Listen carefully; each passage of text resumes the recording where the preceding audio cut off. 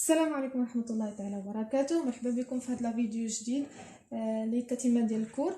دونك في هذه الحصه غادي ندرسوا لا بروبرتي دي سابل، بمعنى النظافه ديال الرمله، واش هي نقيه او ما نقيه، كيفاش كنقيسوا هاد النقاوه ديالها والمعايير ديالها بلي ديتاي غنشرحهم في هذا الفيديو. دونك بالنسبه للنظافه ديال الرمله شنو كنديروا باش نعرفوا واش انها نقيه او لا؟ كنشدوا واحد الخليط ميلونجي، كنخلطوا ان كونتيتي دو سابل مع ان كونتيتي سوليسيون لافا، بمعنى اننا كنخلطوا واحد الكميه ديال الرمله مع واحد الكميه ديال سوليسيون لافا، بمعنى الغسيل، محلول الغسيل، يعني سوليسيون لافا محلول الغسيل، بمعنى محلول هكا ديال الغسيل مع الماء. داكوغ، كنخلطوهم كنجمعوهم في واحد تيب غراديي اللي هو مخبار مدرج، كنشدوهم كنخلطوهم في مخبار مدرج. دونك على سبيل المثال نمثل لكم هنايا. دونك عندنا هنا مخبار مدرج،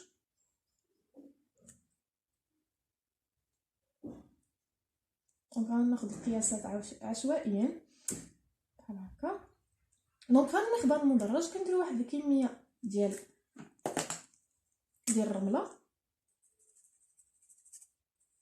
هنايا، وكناخذ واحد الكميه فيها الماء مع واحد محلول الغسيل باش يولي لنا محلول الغسيل، الماء مع شي عيبه باش يولي لنا محلول الغسيل. الشغل باش نشوفوا النظافه ديال الرمله. دونك في هذا المخبر المدرج كيف ما كنلاحظوا كندرسوا هذا النقاوه، الدرجه ديال النقاوه ديال الرمله. دونك باش نعرفوا الدرجه ديال النقاوه ديال الرمله كنحسبوا لا فالور de l'équivalence.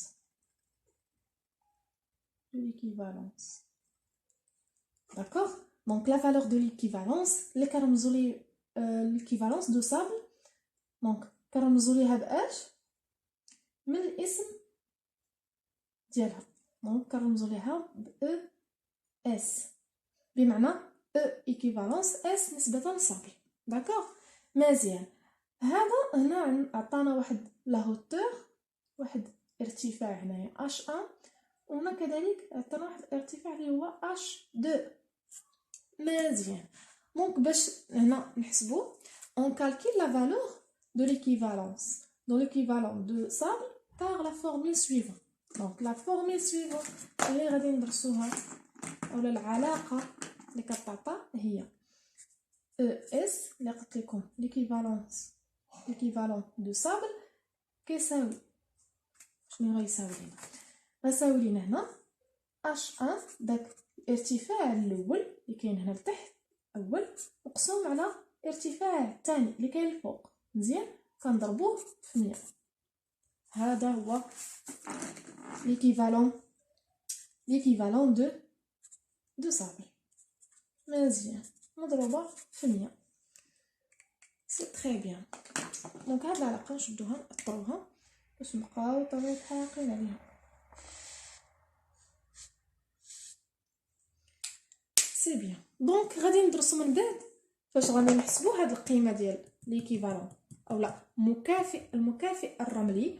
فاش غنحسبوها بطبيعه الحال غادي يجي الاستاذ يسولك شنو هي الطبيعه ديال اولا الجوده ديال الرمله. دونك فاش يسولك على ناتور اي كاليتي دي سابل شنو غتقول ليه؟ الا حسبتي هاد ليكيفالون دو سابل لقيتيه اصغر قطعه من 65، شنو غتقول ليه؟ سابل ارغيلوز، بمعنى وعندها ماركاليتي، يعني رمل طيني، وفي نفس الوقت هاد الرمل الطيني يعني جوده سيئه، يعني بما ان هاد الرمله فيها الطين فيها التراب فهي عندها واحد الجوده سيئه، خصوصا الا كان كتير يعني اصغر من 65. الا كان هاد او اس ليكيفالون دو سابل محصور ما بين 65 و 75، سابل ليجيرمون ارغيلوز، بمعنى انه رمل طيني فيه شويه ديال التراب، الرمله فيها شويه ديال التراب، هذه نقدروا نقولوا انها ما بين وبين في الكاليتي. داكوغ. بالنسبه للثالثه او اس باش كيكون محصور ما بين 75 و 85 كنقولوا عليها صابل بروبر، يعني الرمله نقيه. داكوغ. اخيرا فاش كيكون او اس بطبيعه الحال اكبر قطعا من 85 كنقولوا صابل تري تري بروبر، هذيك الرمله مزيانه ونظيفه جدا. مزيان. هذه بالنسبه لا بروبرتي دي سابل. ندوزو دابا الغرافي. الغرافي بالنسبه للغرافي اللي قلنا عليه هو الحصى. définition: le gravier est un agrégat pierreux d'origine naturelle et dont la dimension des grains est généralement comprise entre 2 et 80 mm. donc الحصى هو عباره عن مجموع صخري. هاد الاغريغا راه شرحناها في الفيديو السابق، رجعوا ليها باش تشوفوا الشرح ديالها وديفينيسيون ديالها بطبيعه الحال. دونك رجعوا الان. الحصى هي عباره عن مجموع صخري من اصل طبيعي كيتراوح الحجم ديال الحبيبات ديالو ما بين 2 و 80 ملم. مزيان. دونك بالنسبه للكاليتي اكزيجي شنو اللي خاصو يكون شنو اللي ما خاصو يكون، يعني عندنا جوج الحوايج. خاصو ما يكونش il ne doit pas contenir d'impureté. ثانيا لو غران doit être suffisamment dire et résistant. اولا خاصو ما يحتويش على اي شوائب. ثانيا خاص يكونوا الحبوب ديالو قاصحين يعني صلبين ومقاومين بدرجه كافيه سيفيزامون. مزيان. بالنسبه للاتيليزاسيون فين كنستعملوه؟ دونك كنستعملوه في التصنيع في الصناعه وكذلك في البيطون. البيطون اللي قلنا كيتكون من السيمه، الرمله، الغرافيت، الماء. وبالنسبه للبيطون دي بيطون ارمي هو بيطون زائد كنزيدو عليه الحديد، يعني الرمله، السيمه، الغرافيت، الماء والحديد. هذا بالنسبه للبيطون ارمي. دونك هذا هو الفرق ما بين البيطون وبيطون ارمي. مزيان. كذلك كنستعملوه في مواد الديكور، ماتيريو ديكوراتيف باغ اكزومبل باك دو غرافي بور ديكور. هادو بالنسبه للديكور. كذلك مواد الديكور. يكفي انكم تعقلوا على لوغ دو لا فابريكاسيون بيطون ارمي وماتيريو ديكوراتيف. هادي في الاتيليزاسيون ديال غرافي. مزيان. نتمنى تكونوا فهمتوا في هذه الفقره مزيان. الان غادي ننتقلوا للبيراي de pierre naturelle. Pierraille de pierre naturelle. Définition: la pierraille est un granulat composé de pierres naturelles concassées et dont les grains sont généralement des dimensions de 2 à 80 mm. بمعنى أنا بعد لا بيراي اللي هو الحجر. دونك الحجر عبارة عن حصى كذلك عبارة عن غرانيولا كيتكون من أحجار طبيعيه مطحونه. مفهوم؟ دونك كيتكون من احجار طبيعيه مطحونه. مزيان. هذا بالنسبه للحجر. كذلك عنده حجم حبيباته لي غران سون جينيرالمون دي ديمونسيون توا بحال غرافي. دونك عنده الحجم الحبيبات ديالو كيتراوحوا ما بين 2 و 80 ملم. بالنسبه للاستعمالات ديالو كنستعملوه في لا فابريكاسيون دي بيطون et béton armé.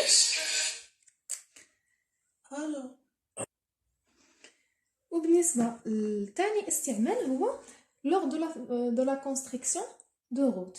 بمعنى أننا كنستعملوه في صناعة أو في بناء الطرق. داكوغ.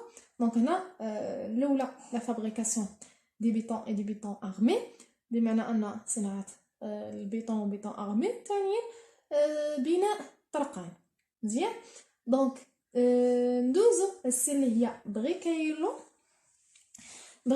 définition: le briquelon s'obtient en marcelant des briques provenant en général de la démolition ou d'une mauvaise cuisson de briques. c'est-à-dire بمعنى ان هذا البريكايلون اللي هو عباره عن نوع من البريك هو البريك وكنهرسوه كنحصلوا على بريكايلون. هذا هو المعنى ديال بريكايلون. بمعنى اننا داك البريك اللي عندنا كنهرسوه وكنحصلوا على بريكايلون. هذه مزيانه ساهل. ايتيليزاسيون فين كنستعملوا هذا البريكايلون؟ اولا لوغ دو لا فابريكاسيون دي بيطون دامي. شنو هو بيطون دامي؟ دونك بيطون دامي هو بيطون نون ارمي اللي ما فيه الحديد. دونك ثانيا هذه باينه صناعه بيطون دامي. lors de la fabrication des bétons de remplissage. بمعنى اننا كنستعملوا كذلك في البيطون باش نعمروه باش يولي غني، يولي عندنا داك البيطون غني عامر مزيان بهذا المعنى. داكوغ. دونك ندوزو الان صابل ناتورال. صابل ناتورال اللي هي الرمله الطبيعيه. définition. Le sable c'est un produit provenant de la désagrégation naturelle de la pierre siliceuse et se compose de grains meubles n'ayant aucune cohésion. بمعنى ان الرمله هي واحد المنتوج اللي طبيعي كنحصلوا عليه عن طريق تفكك الاحجار الصخريه. هذا من جهه. دونك الرمله ملي كتجينا من التفكك ديال الاحجار اللي هي قاصحه اللي هي الصخريه. مزيان. دونك لي ديفيرون تيب دو سابل انواع ولا مختلف انواع الرمله. عندنا الرمله سابل دو ريفيير او سابل فليفال، سابل دو كاريير او سابل اون مير، سابل اللي عندنا دون لو مونطاين. معنى الانواع ديال الرمله كتكون عندنا الرمله اللي كتكون في النهر، كذلك اللي في الواد، و سابل دو كاريير بمعنى الرمله المحجره، ديك الرمله المحجره راكم كتعرفوها، كذلك الرمله ديال البحر، وكذلك الرمله اللي كتكون في الجبال. مزيان. بالنسبه للاستعمالات كنستعملوا في دي مورتيير اي دي بيطون اي بيطون ارمي. هذه باينه. مورتيير ديجا هضرنا عليها المرطوب، بيطون اي بيطون ارمي هادو باينين. مزيان. اخر حاجه غادي ندرسوها في لي صابل اللي هي صابل ارتيفيسيال. عفوا، صابل ارتيفيسيال اللي قلنا ارتيفيسيال هو اشنو هو فاش كيتدخل فيه الانسان، يعني صناعي. مفهوم؟ الرمله صناعيه. دونك لو صابل ارتيفيسيال s'obtient en braillant mécaniquement de la pierre naturelle aux utilités de haute forme. دونك اول حاجه هاد الرمله الصناعيه كتجينا برايون ميكانيك، يعني واحد مجموعه ديال الطرق. اشنو كنديروا ليها اللحام الميكانيكي، عن طريق اللحام الميكانيكي.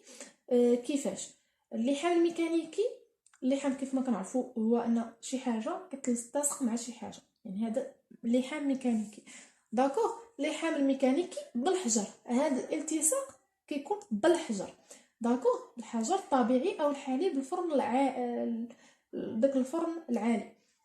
دونك باش نفهموا اكثر، ليتي دو فورنو دو هوت فورنو كيكون مثل هكا. دونك كيكون هنايا كيكون هذاك الفورنو بحال هكا،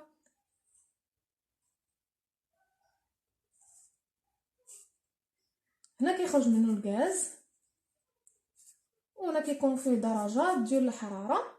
دونك هنا كيخرج منه واحد ليتي على شكل بحال الحليب ديال داكشي اللي درنا هنايا. الصابل ديك الرمله كتخرج لنا بحال الحليب باش كتدوز من واحد درجات حراريه سخونه بزاف، كتخرج لنا على شكل في الاخر ديالو بحال الحليب، ليتر دو هوت فورن. داكوغ. واخيرا كيخرج هنا ان كيدخل الهواء، لا كيدخل لنا الهواء كذلك. كيخرجوا لنا بزاف ديال الحوايج. فهذا غادي نخلي لكم الصوره باش تفهموا علاش كنهضر. داكوغ. مزيان. هذا بالنسبه للصابل ارتيفيسيال، بمعنى اننا كنحصلوا عليها عن طريق اللحام الميكانيكي بالحجر الطبيعي او حليب الفرن العالي.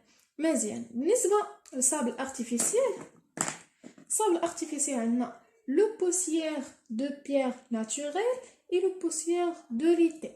لو بوسيير هو الغبار ديال الحجر الطبيعي، وكذلك الغبار ديال داك الحليب اللي خرج لينا اللي على شكل حليب، ماشيش الحليب اللي كنعرفو، الحليب اخر.